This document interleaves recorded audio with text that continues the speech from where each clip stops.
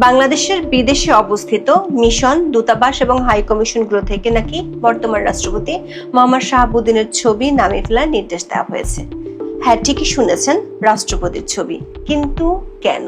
তাও আবার লিখিত কোনো নির্দেশ নয়, দেয়া হয়েছে মৌখিক নির্দেশে। কে দিল এই নির্দেশ? এবং সবচেয়ে বড় প্রশ্ন, এই নির্দেশ মৌখিক কেন? দেশের গণমাধ্যমগুলোতে মৌখিক নির্দেশের খবর সয়লাভ হলো, মুখে কুলুপ এঁটেছে পররাষ্ট্র মন্ত্রণালয়। তাদের এমন নীরবতায় খবরটি গভীর বিতর্ক এবং আলোচনার জন্ম দিয়েছে। এটি শুধু একটি ছবির বিষয় নয়, এটি দেশের ভাবমূর্তি এবং সরকারি কার্যপ্রণালীর স্বচ্ছতা নিয়ে প্রশ্ন তুলেছে। আবার মৌখিক আদেশ দিয়ে বিদেশি মিশন থেকে রাষ্ট্রপতির ছবি সরালেও খোদ দেশের পররাষ্ট্র মন্ত্রণালয়ে এখনো ঝুলছে রাষ্ট্রপতির ছবি। এমন বৈপরীত্য পুরো বিষয়টিকে আরো রহস্যময় করে তুলেছে। আবার 1 বছর পর কেন এমন নির্দেশ দেওয়া হলো? হঠাৎ করে এমন নির্দেশ দেওয়ার পেছনে কি আছে অন্য কোনো রহস্য? সাম্প্রতিক সময়ের কোনো ইস্যু বা বিষয় এর সাথে কি জড়িত? রহস্যের জট খুলতে চলুন যাওয়া যাক বিশ্লেষণে।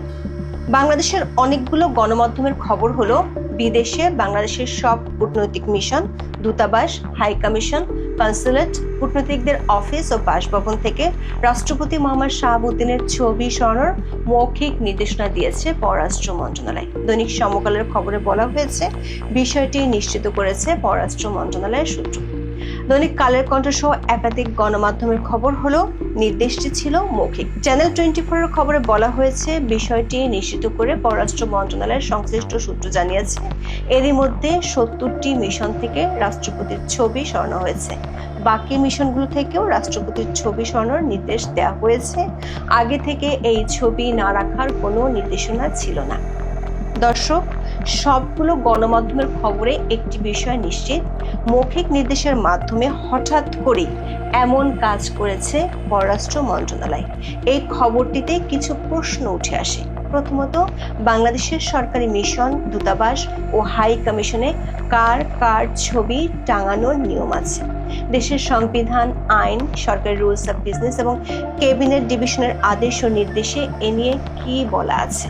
দ্বিতীয় প্রশ্ন হলো, হঠাৎ করে 1 বছর পর কেন এমন নির্দেশ দেওয়া হলো, যেখানে 5ই আগস্টের পরপরই শেখ হাসিনা ও জাতির জনকের প্রতিকৃতি হিসেবে বঙ্গবন্ধু শেখ মুজিবুর রহমানের ছবি সরানো হয়েছে? তার মানে কি এর মধ্যে অন্য কোনো রহস্য আছে? তৃতীয় প্রশ্ন হলো, আদেশটি মৌখিক কেন? তাও আবার সেটি 15ই আগস্ট রাতে দেওয়া হলো কেন, যেখানে পররাষ্ট্র মন্ত্রণালয় এখনো রাষ্ট্রপতির ছবি ঝুলছে? তাহলে কি এখানে অন্য কোনো গেম আছে? গণপ্রজাতন্ত্রী বাংলাদেশ সংবিধানের 4 ক অনুচ্ছেদে স্পষ্টভাবে জাতির পিতা হিসেবে বঙ্গবন্ধু শেখ মুজিবুর রহমানের প্রতিকৃতি সংরক্ষণ ও প্রদর্শনের বাধ্যবাধকতা আরোপ করেছে। এই অনুচ্ছেদটি 2011 সালে 5ম সংশোধনীতে যুক্ত করা হয়।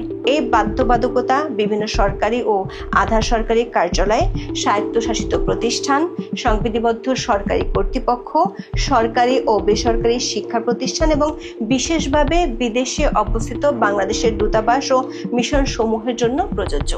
বাংলাদেশের সংবিধান অনুযায়ী শুধুমাত্র জাতির পিতা বঙ্গবন্ধু শেখ মুজিবুর রহমানের প্রতিকৃতির কথা উল্লেখ করা হয়েছে, অন্য কারো ছবি টাঙানোর কথা বলা হয়নি। তবে বিগত আওয়ামী লীগ সরকারের আমলে সরকারি অফিসগুলো বঙ্গবন্ধু এবং প্রধানমন্ত্রীর ছবি টাঙানো হতো। গত বছরের 5ই আগস্ট শেখ হাসিনা সরকার পতনের পর সবগুলো সরকারি অফিস থেকে শেখ হাসিনার ছবি সরিয়ে ফেলা হয়।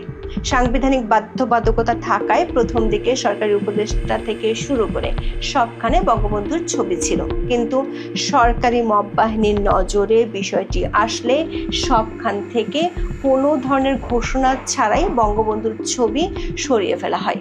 তবে তখনও বঙ্গভবনে সাংবিধানিক বাধ্যবাধকতা মেনে বঙ্গবন্ধুর ছবি ছিল।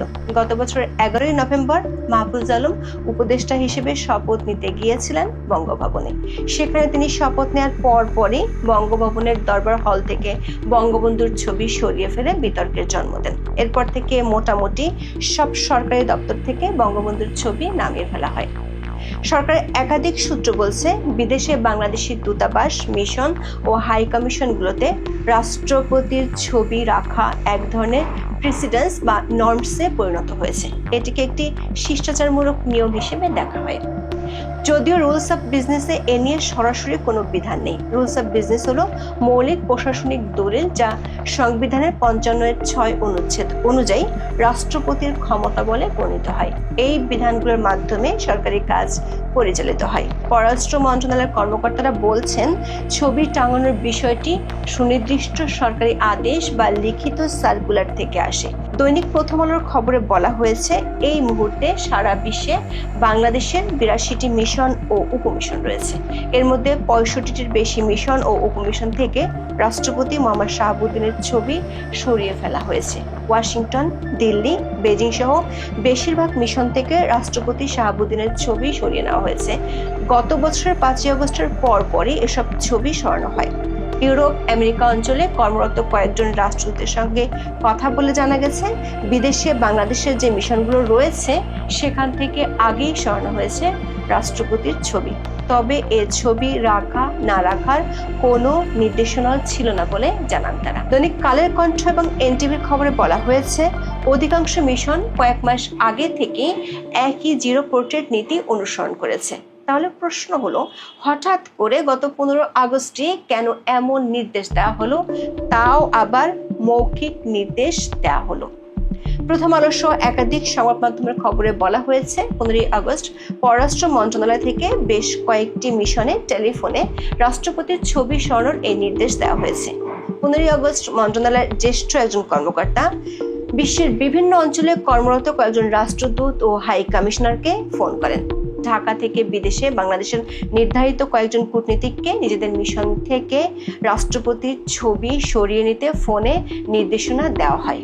অন্য মিশন, উপমিশন থেকে ছবি সরানোর জন্য অন্যদেরকে জানাতেও নির্দেশনা দেওয়া হয়। দৈনিক সমকালের খবরে বলা হয়েছে, গত বছরের 5ই আগস্টের পর যখন 8ই আগস্ট নতুন সরকার দায়িত্বে আসে, তখন বড় মিশনগুলো আগেই সরিয়েছিল রাষ্ট্রপতির ছবি। কয়েকটি মিশন না সরানোর কারণে মৌখিক নির্দেশনা দেওয়া হয়। তার চেয়ে অবাক করার তথ্য দিচ্ছে চ্যানেল 24। সংবাদ চ্যানেলটির খবরে বলা হয়েছে, 70টি বিদেশি মিশন ও দূতাবাস থেকে সরানো হলো পররাষ্ট্র মন্ত্রণালয়ের ক্যাফেতে এখনো আছে রাষ্ট্রপতি মোহাম্মদ শাহাবুদ্দিনের ছবি। 17 আগস্ট ঢাকার সেগুনবাগিচায় পররাষ্ট্র মন্ত্রণালয়ের ক্যাফের ভেতরে পেশাদার কূটনীতিকদের জন্য যে আলাদা লাউঞ্জ রয়েছে, সেখানে রাষ্ট্রপতির ছবি দেখা গেছে। পররাষ্ট্র মন্ত্রণালয়ের লাউঞ্জে রাষ্ট্রপতির ছবি রেখে বিদেশি মিশনগুলোকে কেন ছবি সরানোর নির্দেশ দেওয়া হলো? আবার 15 আগস্ট শুক্রবার ছিল, সাপ্তাহিক ছুটির দিন ছিল। যে নির্দেশ গত 1 বছরে দেওয়া হয়নি, সেটি হঠাৎ করে শুক্রবার ছুটির দিনে, তাও আবার টেলিফোন করে কেন দিতে হবে? এমনকি পরিবেশ উপদেষ্টা সৈয়দা রেজওয়ানা হাসান সাংবাদিকদের বলেছেন, রাষ্ট্রপতির ছবি সরানোর কোনো লিখিত নির্দেশ নেই। এ নিয়ে উপদেষ্টা পরিষদেও আলোচনা হয়নি। দর্শক, সর্ষের মধ্যে যেমন ভূত থাকে, তেমনি 15 আগস্টের মধ্যে লুকিয়ে আছে রহস্য। ছবি সরানোর রহস্যের কেন্দ্রে আছে 15 আগস্ট। একাধিক সূত্র আমাদের নিশ্চিত করেছে, এই নির্দেশ দেওয়ার বিষয়টি পররাষ্ট্র উপদেষ্টা মোহাম্মদ তৌহিদ হোসেনই জানতেন না। এমনকি পররাষ্ট্র সচিব আসাদ আল সিয়ামও দেননি। তাহলে কে দিল নির্দেশ? আর কেনই বা সেটি 15 আগস্টেই দিতে হবে? পররাষ্ট্র মন্ত্রণালয়ের একাধিক সূত্র বলছে, মন্ত্রণালয় অনেক দিন ধরে 2টি গ্রুপের মাধ্যমে পরিচালিত হয়। একটি গ্রুপ উপদেষ্টা তৌহিদ হোসেনের নেতৃত্বে, অন্য গ্রুপটি পরিচালিত হয় প্রধান উপদেষ্টার দপ্তর থেকে। এই গ্রুপের সিদ্ধান্তগুলো নেন 3 জন। তারা হলেন শিল্প উপদেষ্টা আদিলুর রহমান খান, তথ্য উপদেষ্টা মাহফুজ আলম এবং জাতীয় নিরাপত্তা উপদেষ্টা খলিলুর রহমান। এই 3 জন পররাষ্ট্র মন্ত্রণালয়ের সংক্রান্ত উপদেষ্টা পরিষদ কমিটির সদস্য। পররাষ্ট্র মন্ত্রণালয়ের একাধিক সূত্র নিশ্চিত করেছে, রাষ্ট্রপতির ছবি সরানোর মৌখিক নির্দেশটি মূলত দ্বিতীয় গ্রুপ মানে প্রধান উপদেষ্টার দপ্তর থেকে গিয়েছে। প্রশ্ন হলো, কেন? সূত্রগুলো বলছে, 15 আগস্টে বঙ্গবন্ধুর শাহাদাত বার্ষিকী ছিল। সরকার আগে থেকে ঘোষণা দিয়েছিল এবারের 15 আগস্টকে ঘিরে কোনো কর্মসূচি পালন করতে দেয়া হবে না। প্রেস সচিবের নির্দেশনায় পুলিশ কাজও করেছিল, পাশে পেয়েছিল বিএনপিকেও, কিন্তু তাতে ফল হয়েছে উল্টো। দেখা গেছে রিকশা চালক থেকে শুরু করে দম্পতি, বৃদ্ধ অনেকেই সরকার ও বিএনপির বাধা উপেক্ষা করে শোক ও শ্রদ্ধা জানাতে গেছেন। একটা পোড়া বাড়িকে নিয়ে সরকারের মধ্যে ভয় থাকার বিষয়টি পরিষ্কার হয়ে যায়। শোক প্রকাশে বাধা দেওয়ার জন্য সামাজিক মাধ্যমে অনেকেই সরকারকে নব্য ফ্যাসিস্ট হিসেবে ট্যাগ দিয়েছে। বিষয়টি ভাইরাল হওয়ার পর 15 আগস্ট বিকেলে সরকার কৌশল নেয় রাষ্ট্রপতির ছবি সরানোর বিষয়টি সামাজিক মাধ্যমে ভাইরাল করার, কিন্তু গত 2 দিনে ইস্যুটি খুব একটা ভাইরাল হয়নি। এরপর ধানমন্ডি 32 নম্বরে শ্রদ্ধা জানাতে যাওয়া রিকশা চালককে গ্রেপ্তার করা, সরকারি পৃষ্ঠপোষকতায় জুতা মারা কর্মসূচি সরকারকে আরো বিপাকে ফেলে দেয়। তড়ি ঘড়ি করে সরকার সমর্থিত কয়েকটি গণমাধ্যম 17 আগস্ট সকালে বিষয়টি নিয়ে খবর প্রচার করে। 2 জন রাষ্ট্রদূত নাম প্রকাশ না করার শর্তে বলেছেন, কূটনৈতিক মহলে এমন মৌখিক নির্দেশের ঘটনা অত্যন্ত বিরল। এর ফলে শুধু দেশের ভিতরে নয়, আন্তর্জাতিক পরিমণ্ডলও এর দ্বারা প্রভাবিত হতে পারে। প্রশ্ন উঠতে পারে, কেন এই গোপনীয়তা? কেন লিখিতভাবে এই নির্দেশ দেওয়া হলো না? পররাষ্ট্র মন্ত্রণালয়ের সূত্রগুলো বলছে, যেহেতু প্রধান উপদেষ্টার দপ্তরের প্রভাবশালী গ্রুপটি থেকে এমন নির্দেশ এসেছে, তাই এ নিয়ে কোনো লিখিত নির্দেশ তারা দিতে পারেনি। লিখিত নির্দেশ দিতে হলে বিষয়টি পররাষ্ট্র উপদেষ্টা এবং পররাষ্ট্র সচিবের নজরে আনতে হতো। আবার যেহেতু সরকার সমর্থিত একটি গ্রুপ বেশ কয়েকবার রাষ্ট্রপতির পদত্যাগ দাবি করেছিল, সে কারণে অনেকেই এ নিয়ে দুয়ে 4 মেলাচ্ছেন। কেউ কেউ আশঙ্কা করছেন, আগেরবার ব্যর্থ হলো, এবার বোধহয় অধ্যাপক ইউনূসের সরকার রাষ্ট্রপতি মোহাম্মদ শাহাবুদ্দিনকে সরাতে পারবেন। মানবজমিন পত্রিকার খবরে সেই ইঙ্গিত দেওয়া হয়েছে। এই ট্যাবলয়েড দৈনিকটি বলছে, আপাতত সরকারি অফিস ও বিদেশস্থ বাংলাদেশ মিশনে কোনো ছবি থাকবে না রাষ্ট্রপতির। প্রেসিডেন্ট শাহাবুদ্দিনের ছবি নামানো প্রায় সমাপ্ত হয়েছে। বলা হচ্ছে, সরকার প্রধানের ছবি যেখানে নেই সেখানে প্রেসিডেন্টের ছবি থাকার দরকার কি? তবে কোনো লিখিত আদেশ নয়, টেলিফোনে বলা হচ্ছে ছবি নামিয়ে ফেলতে।